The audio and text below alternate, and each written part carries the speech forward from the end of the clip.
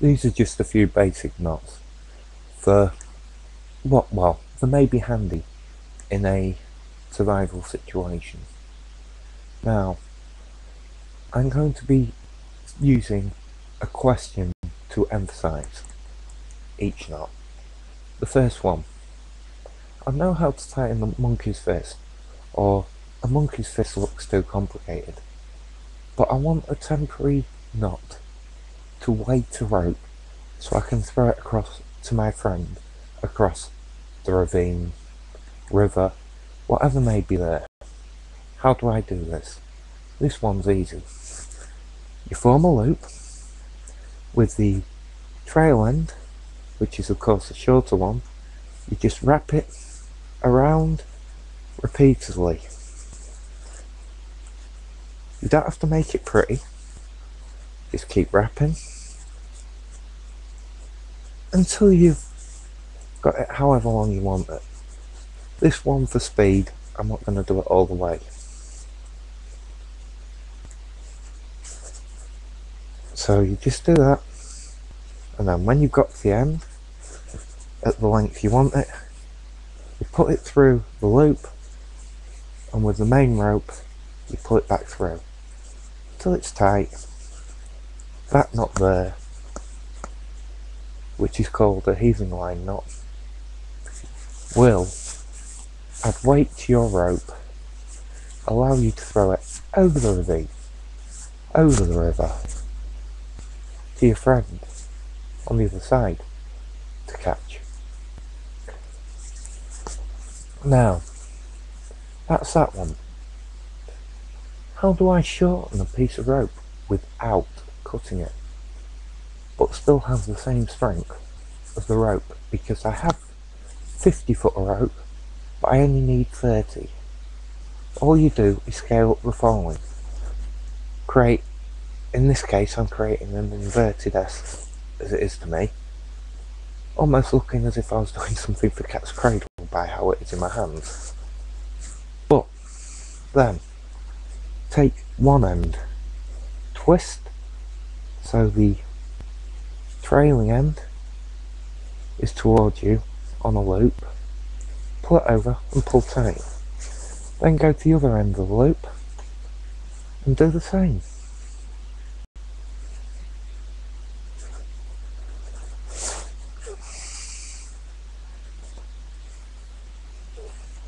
Which will create that effect, which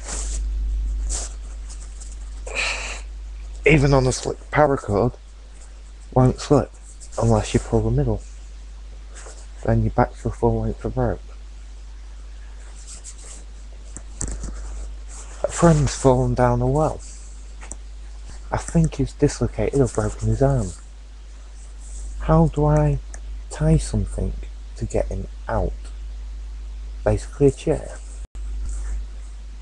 Take your rope, put it on, twist over this end, pull through the two parts, pulling that over and then pulling down to tighten, which will create a knot that looks something like that. But if you look at these two, you have leg holes. That will allow you to get what's called a bosun's chair. This is a very temporary version which can be untied quickly as it's tied. But if you have a casualty down the side of a cliff, down a well, you can lower a rope what they can put their legs into and hold on with one hand if they have a broken arm, or hold on with their teeth if they have to, but their legs are secure. All they're doing is stabilising their body with whatever they hold. That's that one. Now, this one is an obvious one. It's the good old-fashioned, everybody just about knows, reef knot. It's for joining two pieces of rope together. And what you do, is right over left and under, left over right and under. Even though I did that opposite way for me, I said it for you. And that creates that effect, what some people would call a pretzel knot. Now, there is a variation of this. You start off as if you was doing a reef knot, but then on the way back, you go under, over, rather than over, under, and you create that, a twist effect. The naval slang term for this is a thief knot, because in the old days of the tall ships, sailors used to tie their kit bags up with this, because people may think it was a reef knot at first glance and tie a reef knot. Then the sailor knows that somebody's been in the bag and can get ready to kick off. But its proper name is a carrick bend. The temporary chair was actually called a bowling on the bight. Now, if you wanted to tie a boat up, there is another version called the bowling. And this is you put the rope on, twist over, go round the back and through back down the hole. While it's loose, it will create that effect, and then just pull it tight and you have your single loop for connecting your boat to the shore.